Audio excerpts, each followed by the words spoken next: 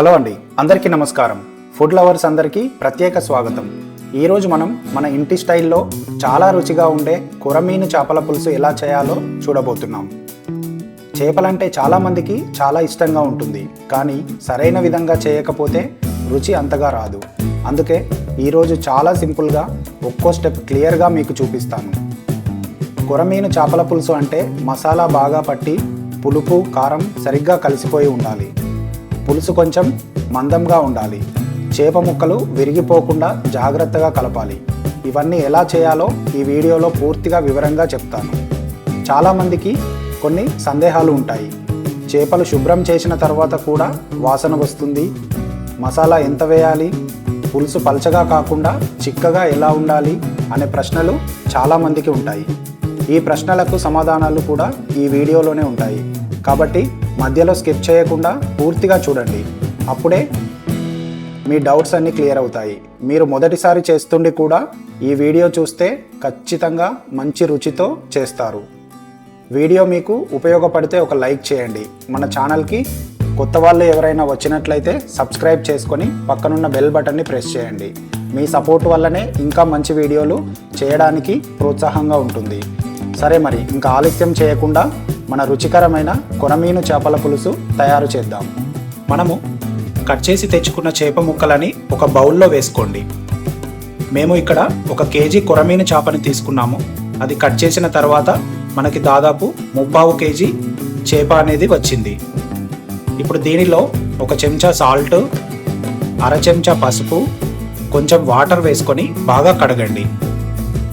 ఇలా సాల్ట్ పసుపు వేసి కడగడం వల్ల చేపలో ఉన్న నీచు వాసన అనేది పోతుంది. ఈ కర్రీకి ఇదే మెయిన్ ఇంపార్టెంట్ థింగ్ అండి. మీరు ఇలా కడగకపోతే ఆ నీచు వాసన అనేది ఎక్కువ అవుతుంది, అలాగే కర్రీ కూడా టేస్ట్ అనేది ఉండదు. అందుకని ఇలా చూపించిన విధంగా సాల్ట్ పసుపుతో బాగా కడగండి. అప్పుడే మన కర్రీకి చాలా మంచి రుచి యాడ్ అవుతుంది. ఇలా కడిగిన తర్వాత ఈ వాటర్ని తీసివేయండి.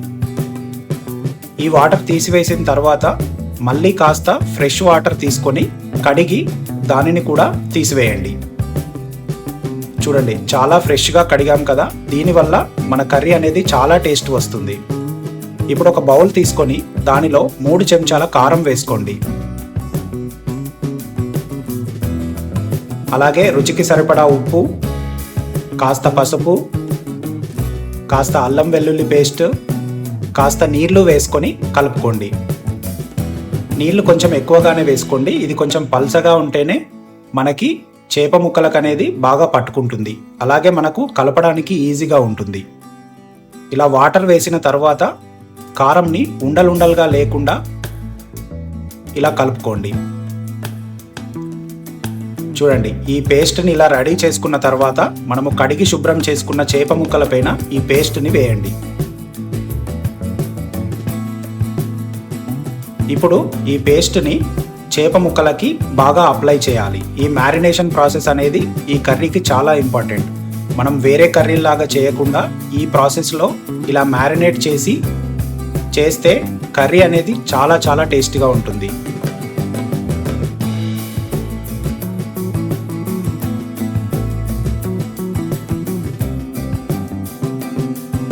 చూడండి, ఇలా చూపించిన విధంగా మ్యారినేట్ చేసి వీటిని 20 నుంచి 30 నిమిషాలు పక్కన పెట్టుకోవాలి.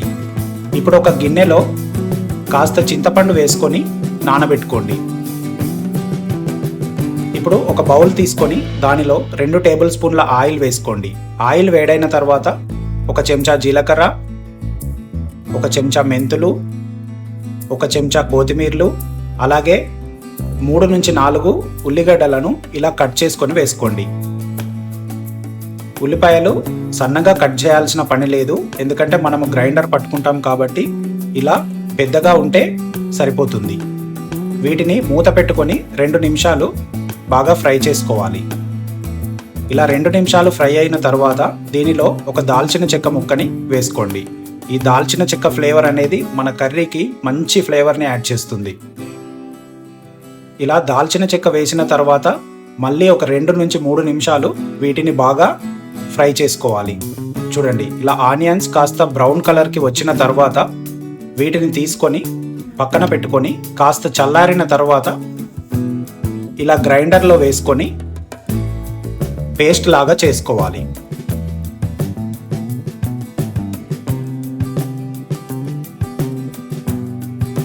చూడండి, ఇలా చూపించిన విధంగా ఈ పేస్ట్ని రెడీ చేసుకోవాలి.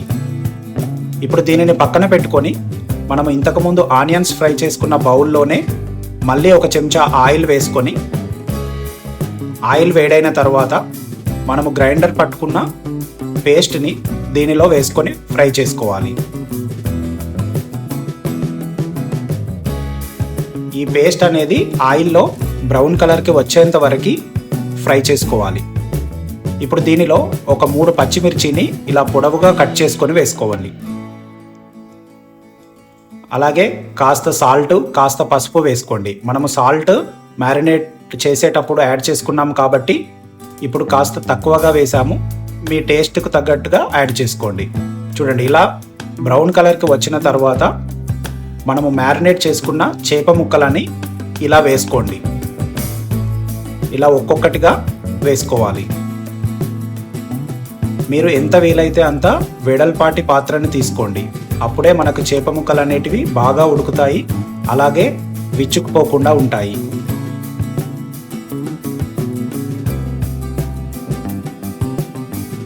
చూడండి, ఇలా అన్ని ముక్కలని బౌల్లో వేసుకోవాలి. ఇప్పుడు అడుగున ఉన్న కారం పేస్ట్ ఏదైతే ఉంటుందో దానిని కూడా దీంట్లోనే వేసుకొని ఒకసారి ఇలా మెల్లిగా కలపండి.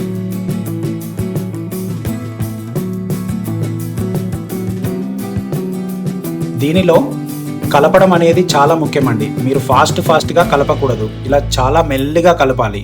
అప్పుడే మనకి ఫిష్ అనేది విడిపోకుండా చాలా బాగా ఉంటుంది. ఇప్పుడు మూత పెట్టుకొని మనము నానబెట్టుకున్న చింతపండుని ఇలా వేళ్ళతో ప్రెస్ చేస్తే మనకి చింతపండు రసం అనేది వస్తుంది. దానిని తీసుకోవాలి. ఇలా తీసుకున్న చింతపండు రసాన్ని దీనిలో పోసుకోవాలి. చూడండి, మనకు ఎంత క్వాంటిటీ అయితే కావాలో అంత క్వాంటిటీలో ఇంకా కాస్త వాటర్ యాడ్ చేసుకోండి. ఈ చింతపండు పులుసు పోసిన తర్వాత చాలా మెల్లిగా జస్ట్ అటు ఇటు స్పూన్తో అనాలి. మరి ఫాస్ట్గా కలపకూడదు. చూడండి, ఇలా చూపించిన విధంగా జస్ట్ అటు ఇటు అంటే సరిపోతుంది. మీకు కుదిరితే ఒక క్లాత్ తీసుకొని అటు ఇటు బౌల్ని ఊపండి, సరిపోతుంది. ఇలా మూత పెట్టుకొని ఒక 3 నిమిషాల నుంచి 5 నిమిషాలు బాగా ఉడికించాలి. ఇప్పుడు దీనిలో అర చెంచా గరం మసాలాని వేసుకోండి. అలాగే మనం కట్ చేసి పెట్టుకున్న కొత్తిమీరని కూడా యాడ్ చేసుకోండి. ఇలా కొత్తిమీర, గరం మసాలా యాడ్ చేసుకున్న తర్వాత మళ్ళీ ఒకసారి ఇలా బౌల్ని క్లాత్ పట్టుకొని ఒకసారి ఇలా అటు ఇటు తిప్పండి. మనము స్పూన్ ఎక్కువగా వాడట్లేదండి, ఎందుకంటే స్పూన్ ఎక్కువగా వాడితే మనకి చేప ముక్కలు అనేటివి విరిగిపోతాయి. అంతే అండి. ఇలా కర్రీ రెడీ అయిన తర్వాత ఒక 20 నిమిషాలు దీనిని పక్కన పెట్టండి. అప్పుడే మనకు ఆ మసాలా, కారం, సాల్ట్ అనేది ఫిష్కి చాలా బాగా పట్టుకుంటుంది. మనకి ఫిష్ కర్రీ అనేది చాలా టేస్టీగా వస్తుంది. ఇలా మన కొరమీను చేపల పులుసు చాలా రుచిగా రెడీ అయిపోయింది. మీరు కూడా ఇదే విధంగా చేస్తే ఖచ్చితంగా మంచి టేస్ట్తో కర్రీ అనేది రెడీ అయిపోతుంది. ఈ పులుసు వండిన వెంటనే తిన్నా బాగుంటుంది, కానీ కొంతసేపు మూత పెట్టి ఉంచితే మసాలా చేప ముక్కలోకి బాగా పట్టి ఇంకా రుచి పెరుగుతుంది. మరుసటి రోజు అయితే ఇంకా రుచిగా ఉంటుంది. వేడి అన్నంతో తింటే చాలా బాగుంటుంది. మీరు ఈ రెసిపీని ట్రై చేస్తే తప్పకుండా కమెంట్లో చెప్పండి. మీ ఇంట్లో ఎలా వచ్చింది, అందరికీ నచ్చిందా లేదా, మీ అభిప్రాయం అనేది మాకు తెలియజేయండి. ఏవైనా సందేహాలు ఉంటే కూడా మన కమెంట్లో అడగండి. వీడియో నచ్చితే లైక్ చేయడం మర్చిపోవద్దు. మీ ఫ్రెండ్స్ అండ్ ఫ్యామిలీకి షేర్ చేయండి. ఇంకా ఇలాంటి సింపుల్ హోమ్ స్టైల్ వంటకాల కోసం మన వంటల వసంతం ఛానల్ని సబ్స్క్రైబ్ చేసుకొని పక్కనున్న బెల్ బటన్ని ప్రెస్ చేయండి. మళ్ళీ ఇంకో మంచి రెసిపీతో కలుద్దాం. అంతవరకు టేక్ కేర్. బాయ్.